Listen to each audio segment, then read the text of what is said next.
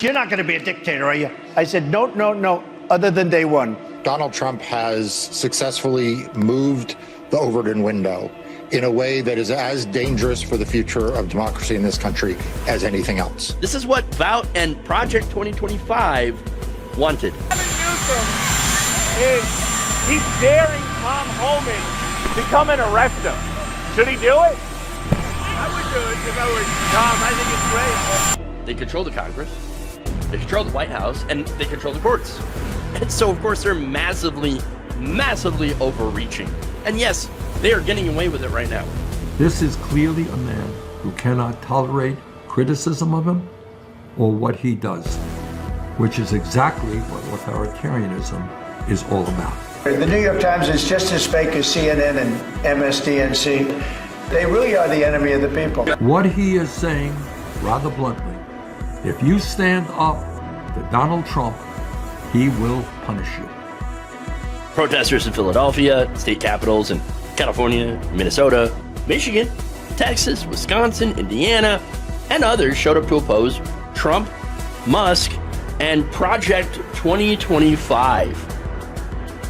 The US and President Trump has overseen America's largest military parade in decades as nationwide protests take place against his leadership. Demonstrations are happening right across the United States today to oppose the Trump administration. Two visions of America. On a day the country's deepening divide was there for all the world to see.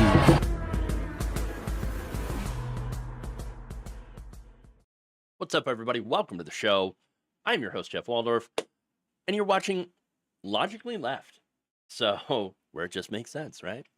And so, look, I got a great show for y'all today. There's a lot of stuff to get to. We got climate news.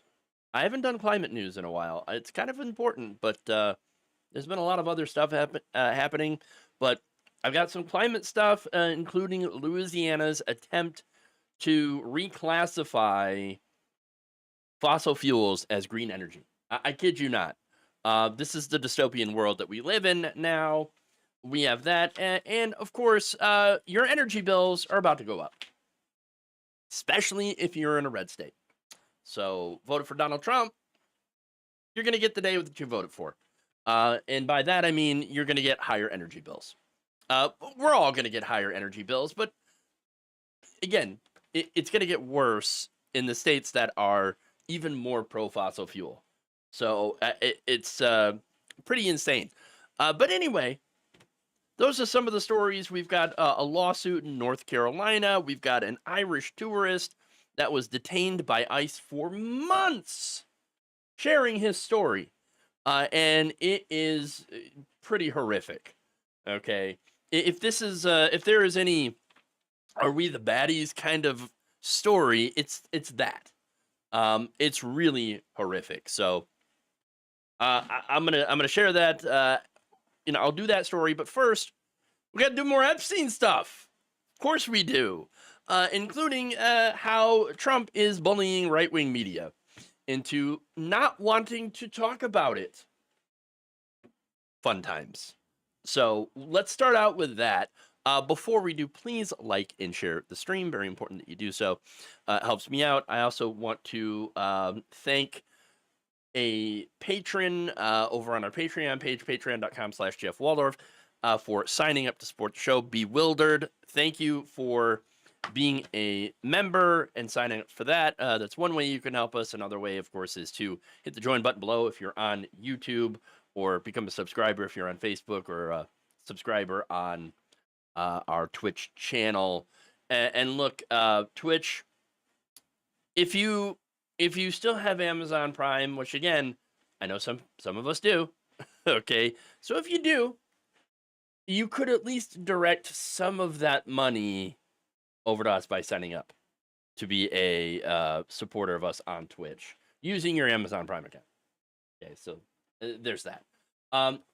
You Don't Like My Music says, many World Cup football fans are having thoughts about attending games in the U.S. because of Trump. Oh, this upcoming story, by the way, it's a good illustration as to why people are having those second thoughts, okay?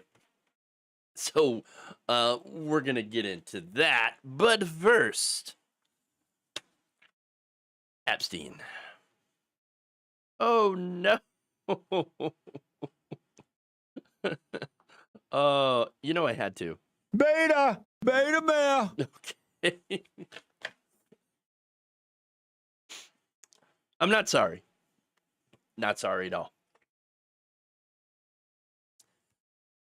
It appears that President Donald Trump has managed to bully some of his biggest media supporters into shutting up about the Epstein file flop that is threatening to blow up the MAGA coalition. Now, first off, before I get into the big media names, I do want to talk about Dan Bongino, who was a former talking head like myself, okay, before he was elevated to becoming the deputy director of the FBI. All right. So while he was a talking head, Bongino talked a lot about the Epstein files. It was a pretty hot topic on the right wing. Okay. And he said, wow, we're going to find him. We're going to release him. And that's, you know what? Because we got to we got to go after the pedophiles. You know what I'm saying? We got to get after them. But now, wait.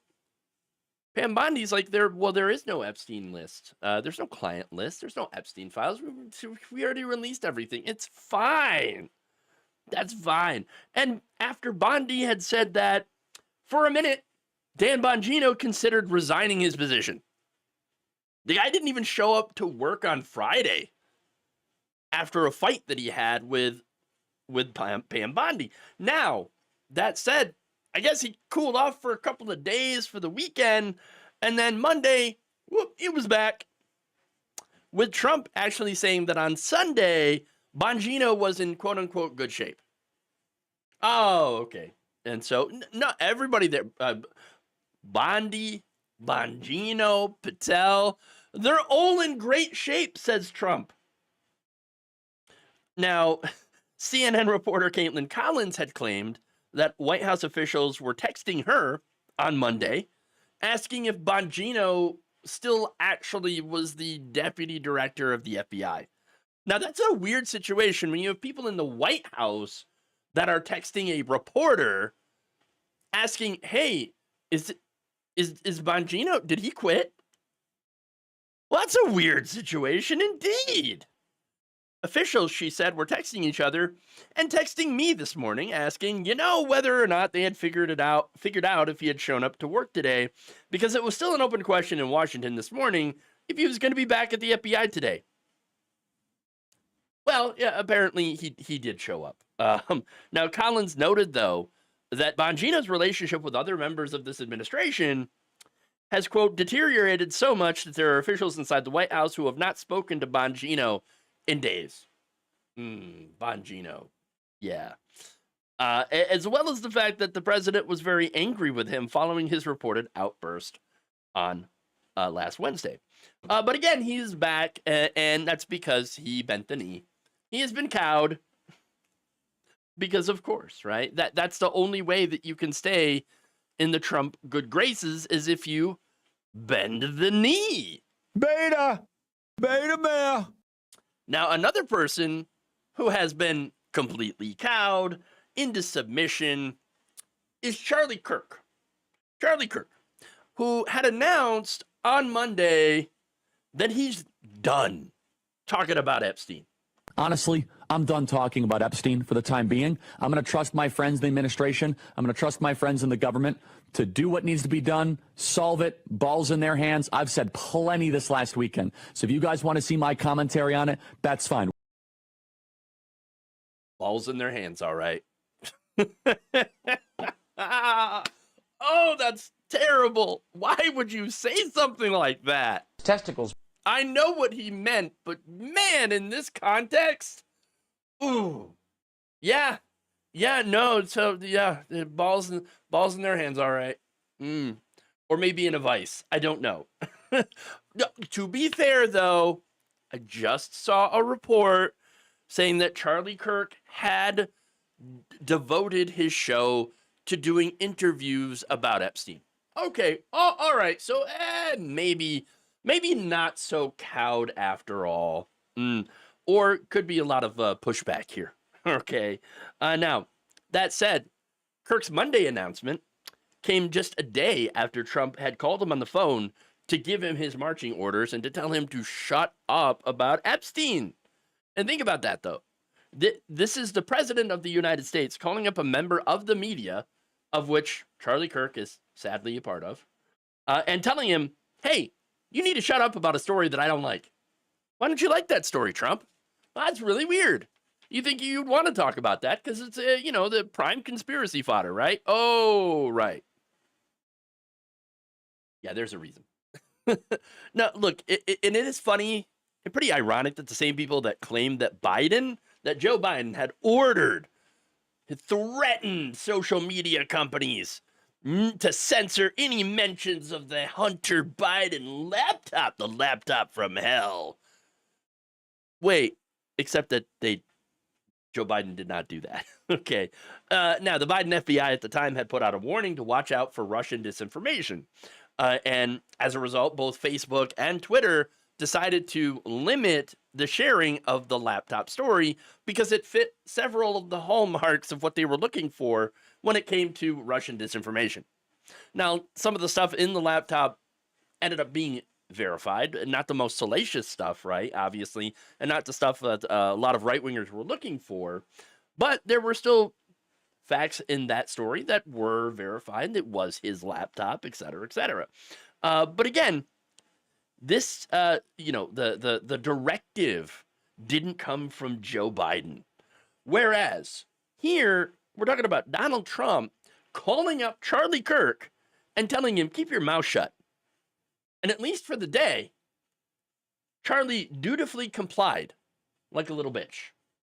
And now, what I think changed is Trump put out the narrative now that this was written by Obama, Biden, Comey, all of his Hillary, all of his political enemies. And so that's the new talking point going forward is that, well, the Epstein files are real, but they were written by my political enemies to come after me. So therefore, well, I don't really want you talking about them unless now you're going to blame it all on Obama, Biden, etc. To which that case, go ahead. See, I figured all of this out. Okay, I got it figured out now. All right. But again, this before that directive came out on Monday, you have another fold to Trump, and that was on display at Fox News, where the Fox and Friends host decided to completely ignore the story about the Epstein files, just completely ignore everything, right?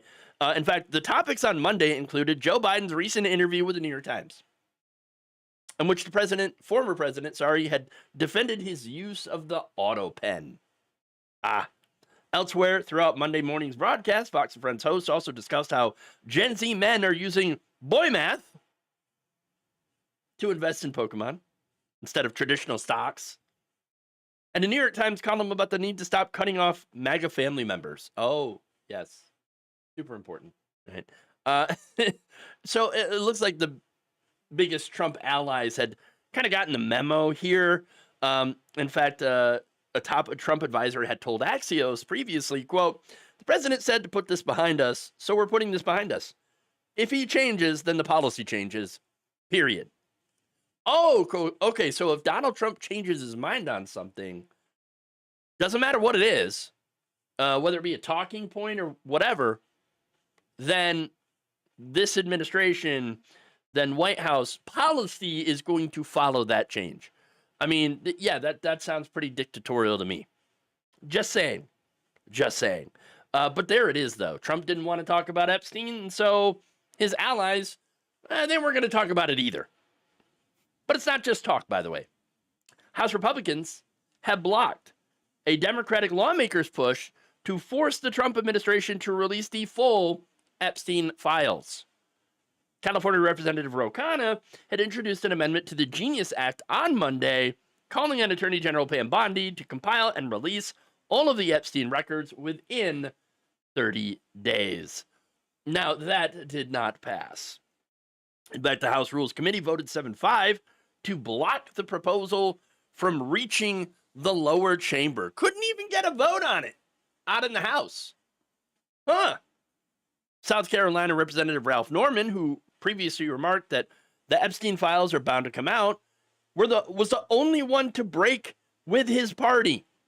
Out of the 9 Republicans on the committee, he broke with the party to vote in favor of this amendment. So Ralph Norman actually kind of wanted the truth there. Hey, yes, let's release the Epstein files, where all the other Republicans are like, no, don't do it. Can't release them. No. Again, I think the rest of the Republicans here had already gotten their marching orders about this whole thing. So there you go. Not that this is going to dissuade anyone who actually wants to see the truth, especially since the 11-hour video of Epstein's final hours, it has been discovered that that video had been edited. There's a minute of footage that's missing. What happened during that minute? I don't know. And why was it edited and stitched together? That's really strange in Premiere Pro. I mean, forensic experts, video forensics experts looked at it and was like, this video had been tampered with. I thought it was supposed to be the raw video. And why did Pam Bondi refuse to allow Ghislaine Maxwell to testify? I mean, about what she knows. I mean, if anybody knows about a client list, you'd think it'd be her, right? But Bondi's like, no, you will not testify, Ghislaine Maxwell. I wouldn't be surprised if she ends up being unalived at some point. I'm shocked that she's still alive. So it's very strange that they're not taking her up on any of this. I mean, at first I wasn't entirely sure how involved Trump was and whether or not he was in the files. Okay. But boy, his actions as of late have really got me thinking that, yeah, not only is he in the files, but maybe he did some pretty naughty things that he didn't want getting out. Criminal things, perhaps. I mean, it's not like he hasn't done criminal things before. Mr. 34 counts. But if he gets his way and MAGA drops this, then, well, Trump would get away with, whatever alleged crimes he may have committed when he was partying with Epstein. Again, I don't know if that's the case, but that's why it's really, really important for the truth to come out. Release the files.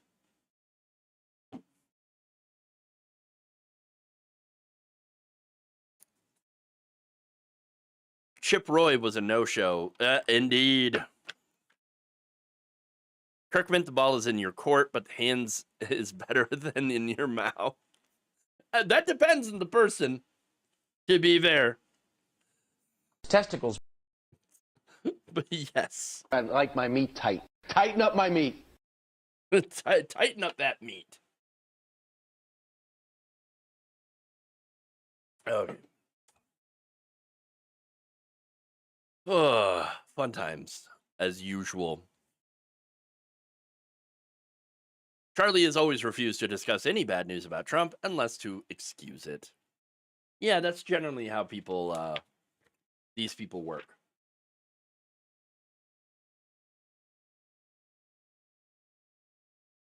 All right.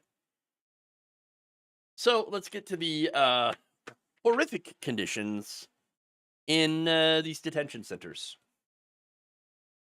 Oh boy.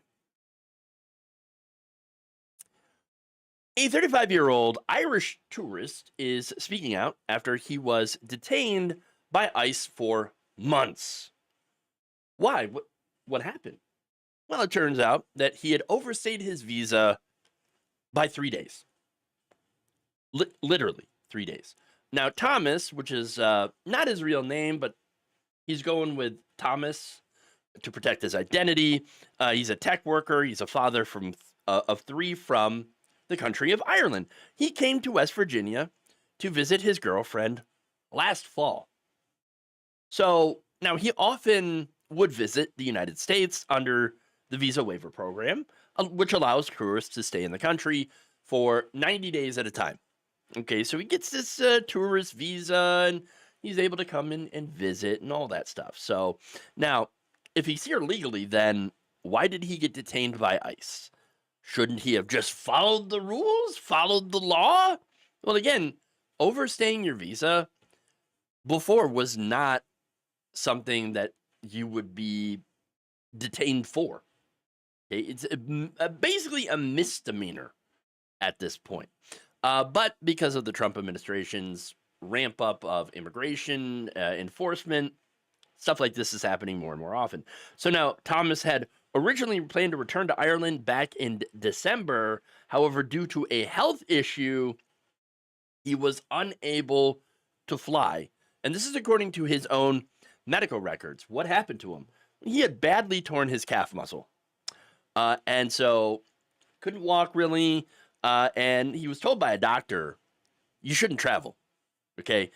You can't travel for 8 to 12 weeks due to the risk of blood clots, which he said meant that he had to stay past his visa authorization expiration date. This situation set him up to be an undocumented immigrant, essentially, in the country. Now, that said, he was only 3 days overdue to leave the U.S. when he had an encounter with police. And of course, when you have an encounter with police in a lot of places, that usually, if you're in this kind of situation, police work with ICE. And so if you have an encounter with police and you're an immigrant, you get reported to ICE, and ICE will come and take you. And that's what happened. While he was there in ICE custody, he was subject to about 100 days of hellish conditions before being released and allowed to return home. Oh, by the way, he was also banned from entering the U.S. for the next 10 years. So, yeah, that's a bit harsh. That's really, really harsh. But that's what happened. Now, Thomas had told The Guardian in an interview from Ireland, quote, nobody is safe from the system if they get pulled into it. So I'm going to give you more details here. Now, when he was first arrested by ICE, he had signed paperwork saying, just deport me, like, immediately, like, send me home. Like, I was supposed to go home anyway, but I couldn't, so just send me home now. And that's fine, just get me out of the country. But for some reason, ICE decided, no, we're not going to send you home, we're going to keep you. Well, wait a minute, I want to go home, I should have been home, and the reason that you're keeping me here is because I didn't go home in time. Why the hell are you keeping me? This doesn't make any sense. Well, that's because he makes the perfect victim. Think about it. Man's not a violent person, okay? Now, he does have a mental issue that he needs, drugs for, medications, I should say. But generally, this was a person that won't cause trouble. And so, look, again, not a criminal, doesn't have a criminal background, nothing like that. But the reason that ICE wants to keep him is because private prison companies want more people to fill the beds. That's right. And so these private prison companies get paid to keep people there. And that's really it. That's what happened. So now, while he was in custody, he was actually forced to spend part of his time in custody in a federal prison with actual criminals. Oh, and yeah, so look, this is while he was only being held on an immigration violation. That's it. Now, you might be wondering, okay, well, did he try to get in touch with the authorities and let them know what was going on? Did he try to get in touch with ICE or immigration, DHS? I mean, what? Did he try to do something? Yes, he did, actually. So he first got paperwork from his doctor that told him, you better not fly or you could die from those blood clots. So don't fly until you're healed, okay? Not only did he get the paperwork from the doctor, but he contacted both the Irish and U.S. embassies and DHS, all asking for an extension so that he can heal up properly and then go home. He said, I did everything I could with the online tools available to notify the authorities that this was happening. But what happened? Well, by the time his deadline to leave the U.S. had approached, he was nearly healed and planning to return soon, but they didn't get back to him. So they just didn't. And look, he said, I thought that they would understand because I had the correct paperwork. It was just a couple of days and for medical reasons. But no, it turns out what got him in trouble was a run-in with police. And here we go, ACAB. Okay, Thomas and his girlfriend, known as Malone, again, using a pseudonym here, they were visiting her family in Savannah, Georgia. Thomas had a mental health episode. He and Malone were called. The two had a little bit of a spat during their hotel room. Somebody overheard it. They called the police. Police went and picked them up. Malone, who requested to use her middle name to protect her boyfriend's identity, said she was hoping officers would go and get him the proper treatment and didn't want to see him face criminal charges. So the thing that you need to know about America is we do not properly treat people with mental illness. Oh, if you're thinking the police are going to help you, the cops aren't going to help you. She's lucky that they didn't shoot him. Simple as that. I mean, it's really horrible, but police ended up taking him to jail and accused him of falsely imprisoning his girlfriend in a hotel room. A charge Malone said she did not support. He was soon released on bond, but instead of going free, he was picked up by ICE, and they took him to a private prison operated by Geo Group. Thomas was given a 2-page removal order, which said he had remained in the U.S. 3 days past his authorization, but contained no further allegations. But of course, that 2 days turned into months. Months. I mean, he wasn't released until mid-March. Okay? And that was in December. From December to March. Now, while at the private prison, of course, he, yes, signed that agreement to be deported, but they didn't do that. They held him at this private prison where the conditions were awful. Detainees, at least after a fight had broken out, were placed on lockdown for 5 days, cutting them off from contacting their friends and family.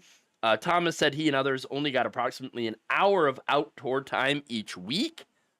That's horrific.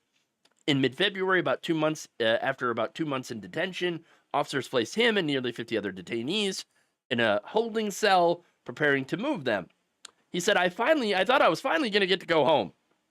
Instead, he and the others were shackled around their wrists, waists, and legs, and transported 4 hours to the Federal Correctional Institution in Atlanta, a prison run by the U.S. Bureau of Prisons. The Bureau of Prisons houses criminal defendants on federal charges, but the Trump administration has been placing immigrants in to those facilities, a move that advocates say led to chaos, overcrowding, and violations of detainees' rights, which is on brand for our prison system and ICE. So, but anyway, Thomas said the conditions and the treatment by the Bureau of Prisons was actually even worse than what he received in ICE detention. Quote, they were not prepared for us whatsoever. He and the other detainees were placed in an area with dirty mattresses, cockroaches, and mice, where some bunk beds lacked ladders, forcing people to climb to the top bed. The Bureau of Prison also didn't have enough clothes for them, said Thomas, who got a jumpsuit but no shirt. The facility also gave him a pair of used, ripped underwear with brown stains. Some jumpsuits appeared to have had blood stains and holes in them. Wow, that is horrific. Each detainee was given 1 toilet paper roll a week. He shared a cell with another detainee and said that they were only able to flush the toilet 3 times an hour. He was often freezing, was only given a thin blanket. The food was disgusting slop, including some kind of mystery meat that he said at times appeared to have chunks of bone and other inedible items mixed in. The staff didn't even know why we were there, but they were treating us exactly as they would treat other Bureau of Prisons prisoners. And they told us that. Quote, we were treated less than human. Of course. He and the others also requested medical visits, but were never seen by physicians. Quote, I heard people crying for doctors, saying that they couldn't breathe. And staff would just say, I'm not a doctor, and then walk away. He did eventually receive the psychiatric medication that he had requested, but the staff would throw his pill under the cell door, and he would sometimes have to search the floor to look for it. Wow. Okay, then. That's horrific. And again, this is all for overstaying your visa on doctor's orders for 3 days. He said after the end of it, quote, I don't know how I made it through. Wow. Now, Thomas, in mid-March, he had finally gotten the chance to go home. He was escorted to a flight back to Ireland. But what about his girlfriend? Well, his girlfriend is like, you know what? I'm going to move to Ireland. I'm getting out of here. This place sucks. She said, quote, it's not an option for him to come here, and I don't want to be in America anymore. I don't blame her. I don't blame her at all. Now, since his return, of course, there's a little bit of PTSD involved here. Thomas said he had a hard time sleeping and processing what happened to him. Quote, I'll never forget it, and it'll be a long time before I'll be able to even start to unpack everything I went through. It still doesn't feel real. When I think about it, it's like a movie I'm watching. He's also struggled with some long-term health problems that he attributes to malnutrition and being given inappropriate medications while he was detained. He also said, quote, I wouldn't have been surprised if I ended up at Guantanamo Bay or El Salvador because it was so disorganized. I was just at the mercy of the federal government. With stories like this, you can start to understand why tourists don't really want to come here anymore. Tourism has kind of fallen off a cliff. I mean, why would you? I mean, you come as a tourist and you accidentally stay 3 days over your, departure date due to an injury, and they throw you into hellish-like prison conditions. That's it. I mean, this is what the Trump regime is doing to people. Innocent people. I mean, I used to read about foreign prison camps having conditions like these. And now it's happening in our backyard. I mean, when it comes to it, yeah, the Trump administration, we are the baddies. And stories like his confirm it.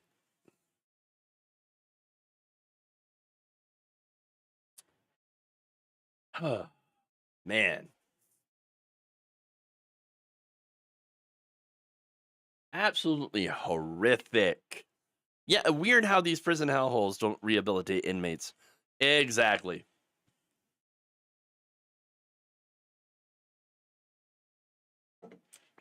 All right.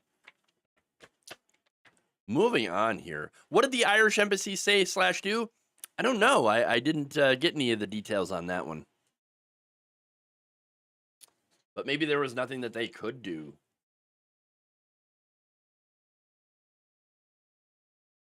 All right.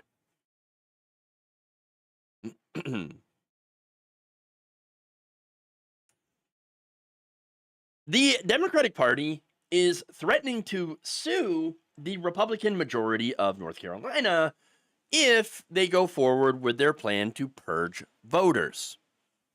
Yes, that's right.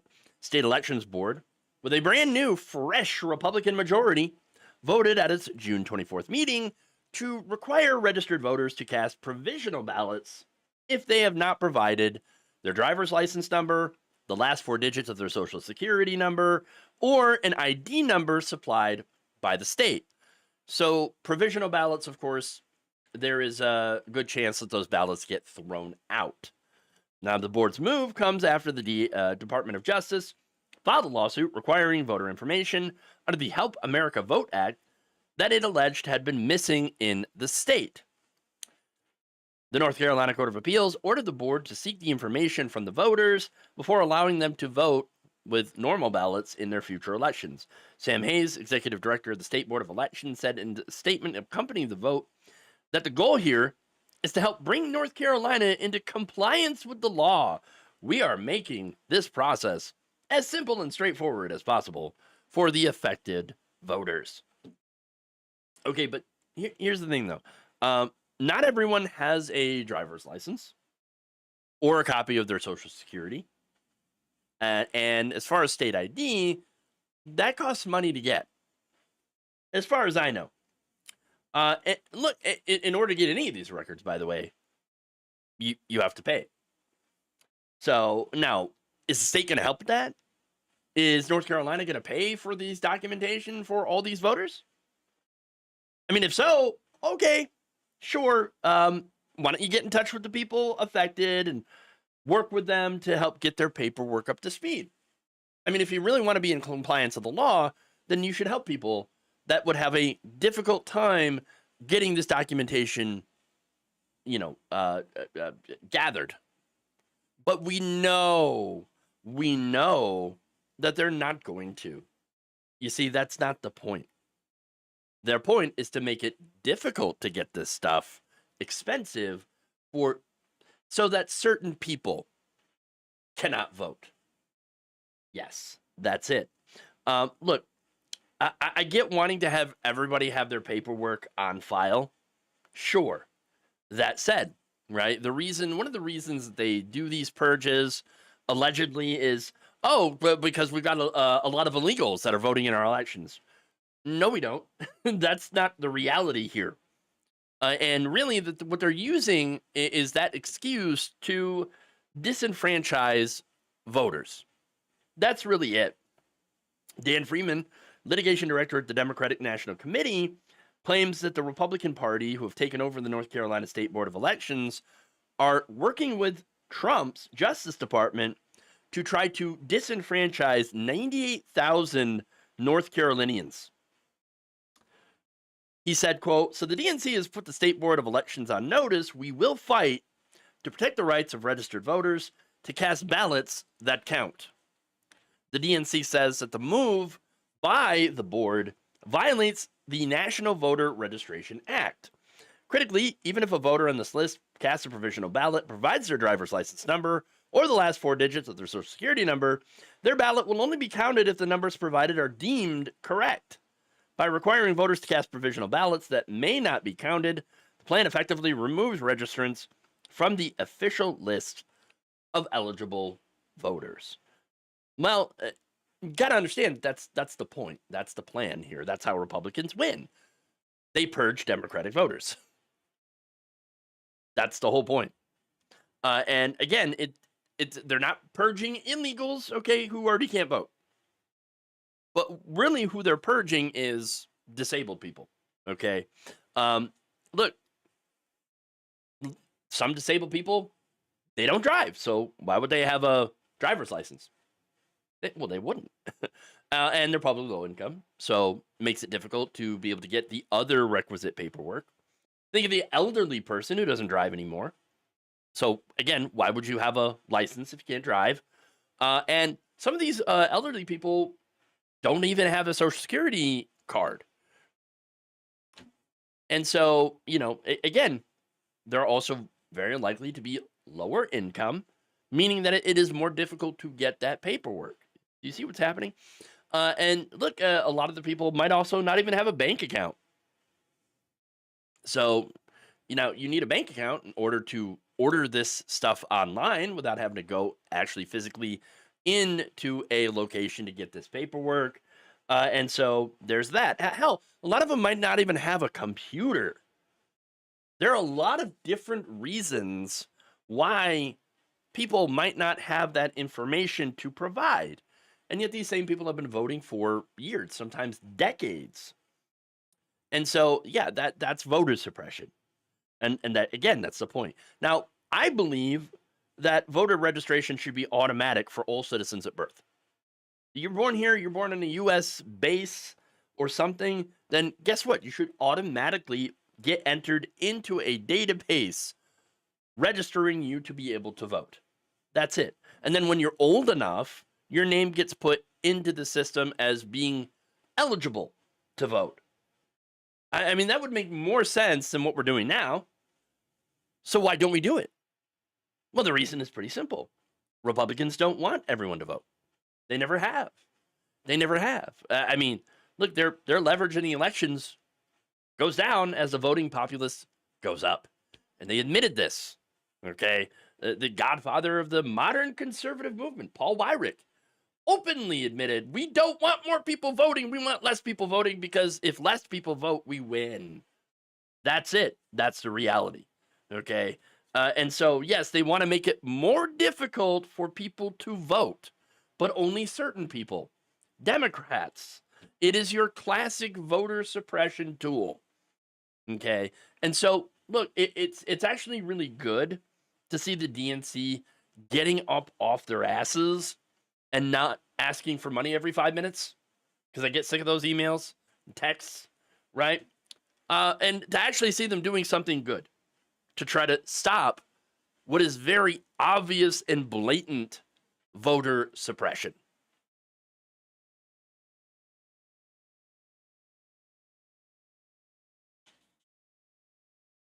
Okay.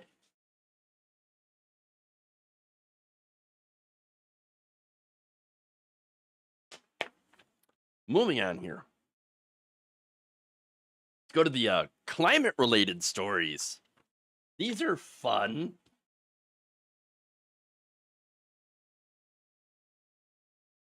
A new report from Mother Jones notes that several red states are reclassifying fossil fuels as green energy. That's right. In Louisiana, after Governor Jeff Landry had signed a bill into law last month, making natural gas into green energy. Okay, this is an effort to get fossil fuel access to clean energy funding.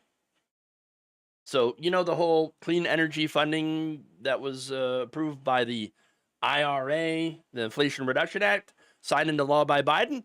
Yeah, it turns out fossil fuel companies want some of that cash. That's right. Now, Louisiana, their law comes on the heels of similar bills passed in Ohio, Tennessee, and Indiana. Now, what these bills have in common, besides an updated definition of what a fossil fuel is and how, oh yeah, no, fossil fuels, super clean. They're green energy, everybody. No, that's right. This is the other thing that it has in common is the language that is taken directly from a right-wing think tank, specifically the American Legislative Exchange Council, or ALEC.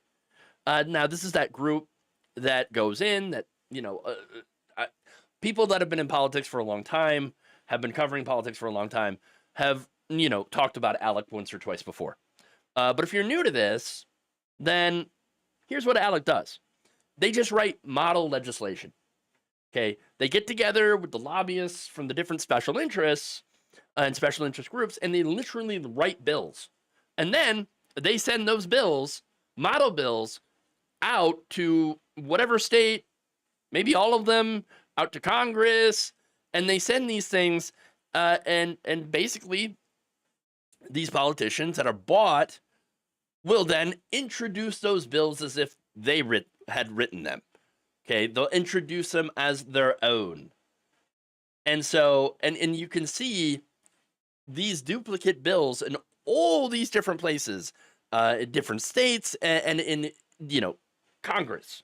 And so this one, of course, this bill would, you know, reclassify not only natural gas as green energy, but also nuclear power.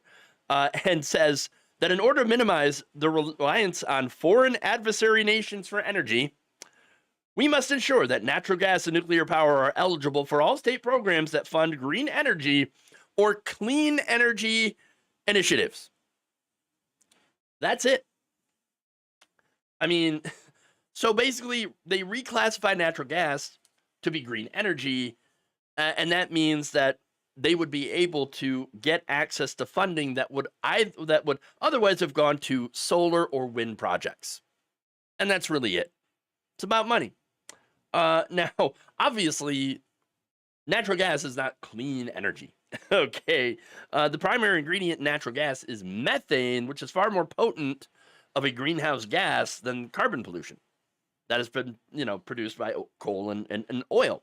Now, the difference here, though, like between methane and carbon, is that methane doesn't stay in the atmosphere as long as carbon, but it is much more potent, and so it still contributes greatly to climate change. In fact, studies have found that over the long term, the planet warming impact of the natural gas industry may be equivalent to that of coal, which is an incredibly dirty fossil fuel. And we also have the problem of leaky pipelines. That's right. Leaky pipelines in the United States alone allowed for about 1.2 million to 2.6 million tons of methane to escape into the atmosphere every year. That is not good at all. So now, the bill was first introduced in Louisiana by State Representative Jacob Landry, and is nearly identical to the model bill posted on ALEC's website and to the other bills that have passed in Ohio, Tennessee, and Indiana. Landry, who represents a small district in the southern part of the state, happens to be the recipient of a lot of fossil fuel money. Of course. Not only that, but he co-owns 2 oil and gas consulting firms. So, yeah, this guy is knee-deep in the sludge. Okay, it's fossil fuel sludge, getting all that money. He in the swamp. He is a swamp. Now, during his campaign for the state legislature, Landry received donations from at least 15 fossil fuel affiliated companies and PACs, including ExxonMobil and Phillips 66. Those donations alone totaled over $20,000. Think of how cheap these politicians are, the local ones. Super, super cheap. Okay, now, the result of all that lobbying is the fact that Louisiana pretty much almost entirely relies on natural gas. Now, that is a problem for consumers, not just because of the environmental impacts, but it's a problem for consumers because that makes Louisiana's power grid one of the least reliable in the country. According to a ranking, Louisiana ranks 44th in power grid reliability. Now, I've talked a lot about Texas, especially in the context of Texas's power grid. Like after flying Ted Cruz, all right, Cancun Cruz himself, decided to leave the state just at a time where you had a really, really bad ice storm that knocked out their power grid, and not just for days, okay, and it caused several deaths. It was a really horrible situation.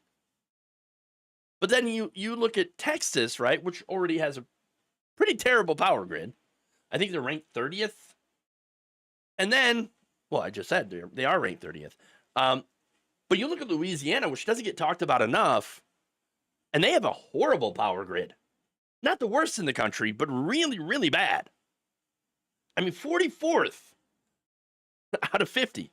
And look, according to a 2025 report from the Louisiana Legislative Auditor's Office, quote, the best practices have found that gas plants are susceptible to large-scale failures during extreme weather. Diversifying the energy sources used for electricity generation is a priority. Because guess what? Louisiana does get a lot of extreme weather. They get hit by hurricanes. Okay, so yeah, that's a problem. Now, apparently, though, to these politicians, what they mean by diversifying energy sources just means taking natural gas and calling it green energy. Oh, that's what they're doing. Oh, great. Yeah, lovely. Laura Peterson, senior analyst with the Union of Concerned Scientists, told Mother Jones, quote, Louisiana is a classic example of a captured state. Captured by whom? The fossil fuel industry. Their state economy is just so dependent on fossil fuels and petrochemicals. That state accounts for about 10% of the country's natural gas production and holds about 6% of U.S. natural gas reserves. Natural gas is already used to generate about 3/4 of the state's electricity. So she added that, hey, them getting access to clean energy funding to build more infrastructure is actually not going to help you. Quote, building LNG infrastructure is not going to lower anyone's energy prices in the short term, since it takes many years to build a pipeline. And there's a lot of research that shows that over-reliance on gas power leaves power grids vulnerable to extreme weather, which Louisiana has a lot of. It's classic greenwashing, right? The intent of these laws is to allow the build-out of fossil fuel infrastructure, which will perpetuate the use of fossil fuels for decades to come. And that's the point. Everything they do is about making money for the donors at the expense of all of the rest of us.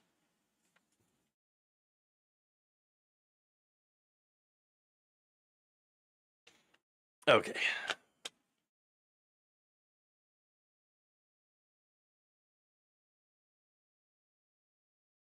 One last story for y'all.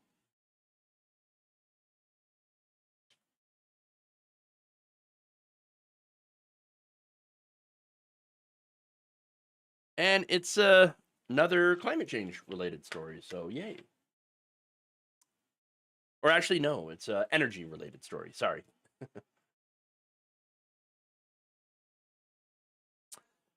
President Donald Trump had promised to rein in the cost of energy. I'm going to lower your electric bill. But in reality, of course, his signature accomplishment, the big beautiful bill, is actually going to increase people's energy bills. That's right. According to an analysis by Energy Innovation, an energy and climate policy think tank, rising energy costs in the United States will become even more severe for households across the country due to Trump's big beautiful bill. Wait a minute. How so? Well, for one, they stripped away support for any of the cheap solar and wind energy production. In fact, doing that will cause electricity rates paid by families and businesses to rise as much as 18% by 2035. Oops. Household energy costs will rise by $170 on average each year, the report finds, with red states actually bearing the brunt of the increases. For example, bills in Missouri will end up going up the most by $640 a year, with the next largest increases in Kentucky, South Carolina, Oklahoma, North Carolina, and Texas. And there you go. Man, look at all them red states. I mean, yes, you got like four blue states in there: Minnesota, Maryland, California, and Colorado. Again, this is energy policy that affects all of us in the country. And so the big beautiful bill, it affects all of us, and it's going to raise all of our prices, but it is hitting Trump's own voters the hardest. Because of course. So inflation go up, tariff, they make prices go up, and now you've got energy prices set to go up. It's almost like, I don't know, Republican economic policies actually suck for average people. For working people, I know, terrible, right? In fact, the only people that seem to win here under Trump and Republicans happen to be the rich and powerful. But, okay, I haven't explained how this is going to raise the costs. Well, it's going to raise costs by wiping out all the tax credits and stuff for renewables, which will stymie wind and solar projects that are now cheaper than natural gas or coal, which will force utilities to rely more on heavily on existing inefficient gas generators. So now that's according to Energy Innovation. which of course will push up energy costs across the U.S., particularly in states that have not enacted their own policies to boost renewable energy. Now, Dan O'Brien, senior analyst at Energy Innovation and author of the new study, said demand for electricity is increasing, and without renewables, we aren't able to meet that new demand. Yes, it is the classic supply and demand issue. Okay. Now, he said, we've seen U.S. power prices generally fall over the past 75 years, but with this bill, for the first time, we will see sustained increases in power costs. Now, of course, that's going to have a much more, a much bigger impact on people in red states, low income. In fact, lower income folks in rural areas in red states will have compounding impacts from this bill. Their states voted to pass this, but it will really harm them in the long term. Great. So, MAGA voters, you voted for energy dominance, and now we are all going to be dominated by fossil fuels. Good job. Great. And look, electricity prices for American households have already increased above the rate of inflation since 2022, driven by what? AI. Yes, that's right. Data centers for artificial intelligence, which are sucking up all the power. They're sucking up a lot of the water. And, that means there's less for the rest of us. For actual living human beings, there's less power and less water. And it's going to be more expensive. Great. Awesome. Currently, around 34 million households reported that they are energy insecure, meaning that they have difficulty being able to pay their energy bills. This was back in 2020. Now it is going to get worse, much worse. In fact, according to Michelle Graff, an energy policy expert at the Georgia Institute of Technology, a lot of people are struggling, and it's a hardship that's often not highlighted. Lower income people, as well as those who are Black, Hispanic, elderly, have young children, or live in poorly constructed and badly insulated homes, are most at risk of this sort of energy insecurity. For a lot of these folks, she says, even an extra $10 on their bill each month will result in difficult trade-offs, such as foregoing medicines or food for their families. Increasing those bills month after month will have a big impact upon households on the margins. Yes. Though, to be fair, at least rich people will be able to afford another yacht. I mean, trade-offs, everybody. Trade-offs. But no, here's the thing. Seriously, though. There are states that have programs that do help people struggling to pay their bills. Unfortunately, now, because of this bill, because of the Trump administration, specifically getting rid of federal support for these programs, they will no longer be able to exist. And if they do, they will not be able to help all the people that are going to need it. So right now, the Trump administration is looking to eliminate the Low-Income Home Energy Assistance Program, known as LHEAP, which aids currently around 6 million households with their electric bill. The reconciliation bill also deleted subsidies for the construction of energy-efficient homes and upgrades to home cooling, heating, and insulation systems, which Graff said of the LHEAP program is a lifeline for many, many Americans. Quote, there is a mismatch where the hardships are getting worse while we are cutting assistance for people to address that hardship. How much worse? Well, across the U.S., utilities have pushed for $29 billion in higher rates so far this year. That's a 142% increase than the same period in 2024. That is a disaster. So it is much, much more expensive. But I think it's by design. Why do I say that? Because the right wing wants people to suffer. They really, really do. They want people to be poor, desperate, uneducated, and just healthy enough to work for lower and lower wages. This is how you enslave a population without actually calling it slavery. And if people die, well, that's okay, for them. I mean, they already are dying as a result of some of these high energy bills. For example, last month, Shauna Thomas, 55-year-old woman, was found dead in her stiflingly hot St. Louis, Missouri apartment after her electricity was halted for non-payment. She couldn't afford to pay her electricity bill. And you just happen to have been, under a heat dome, which cooks, the temperatures, cooks the people in their own apartments, especially if you don't have any way to alleviate that. And so, yeah, this is what's happening. Extreme heat now is the leading weather-related cause of death in the U.S., and it's only going to get worse. I mean, it used to be the fact that, oh, no, long, cold winters, we need help, keeping people warm in the wintertime. And so we got to get federal funding for that. Well, no longer. It's now heat-related that is the problem. Okay, it used to be the lack of heat. Now it's the overabundance of heat, thanks to climate change. And yet, this administration is not only doing policy to accelerate the rate of climate change, they're also doing it in a way that is going to cost us more money. So it's a double whammy. Because of course it is. And it's all so that these politicians and their lobbyists can pad the pockets of their donors.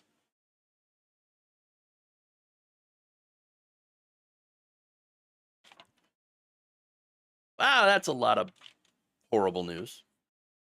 Great.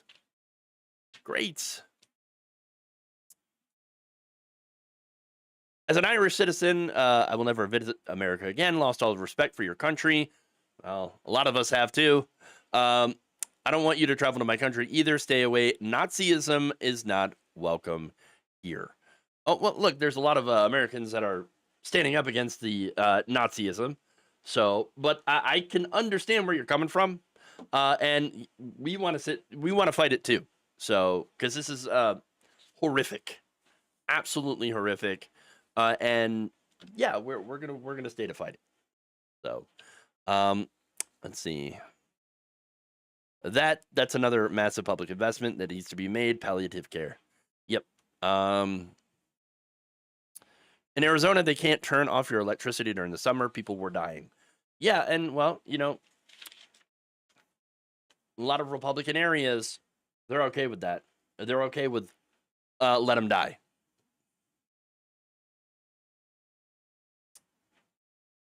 Okay.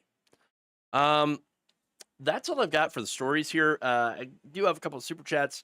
VMan 29397 says, I don't know if you saw Fox News trying to make a scandal about Mom Domney flipping the Columbus statue in Queens, as if one, the average NYC Italian care, and two, Caribbeans don't outnumber Italians in New York City.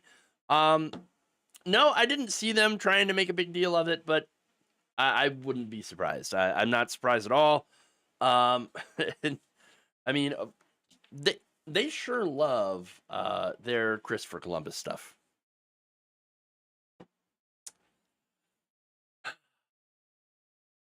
Also, speaking of fossil fuels, Puerto Rico is being held hostage because of the idiot MAGA governor put all our chips on natural gas. And now the company transporting natural gas wants more money and won't send it to Puerto Rico without a new deal. Yeah, it's ridiculous. The right wing and their just love of fossil fuels. And of course, they love fossil fuels. The voters, Republican voters, love fossil fuels because they're constantly lied to and propagandized. But the politicians obviously love fossil fuels because they get money from corporations, from these giant companies that get subsidized to the tune of billions of dollars a year, and they're getting subsidies and still charging us an arm and a leg. It's horrific, but that's what you get from a captured government, because it has been captured by special interests and fossil fuels. Will I do a story on Trump and the FIFA Club World Cup debacle? I don't know. Not entirely sure. Maybe. We'll keep a maybe on that. It depends on what other stories come up. I'm also not quite as familiar with that situation since I don't tend to follow sports. Okay. But anyway, thank you for listening, watching the show. Please like and share if you haven't already. Please consider becoming a supporter by several different ways that you can support us, of course, by hitting the join button below if you're on YouTube, or becoming a patron, patreon.com/jeffwaldorf, or, the various different ways on the different platforms that you can support creators' work. So, thank you for that. Tomorrow, I'm going to be doing my show on This Space, so thisspace.tv. So check that out. That should be fun as usual. So join me there. Same time, just this space. So if you haven't seen the creators of this space, we're actually on the Majority Report to do a promo. So I thought that was super cool. That I'm involved in that lineup. So tomorrow, 2 p.m. Eastern, This Space TV, thisspace.tv, and check it out.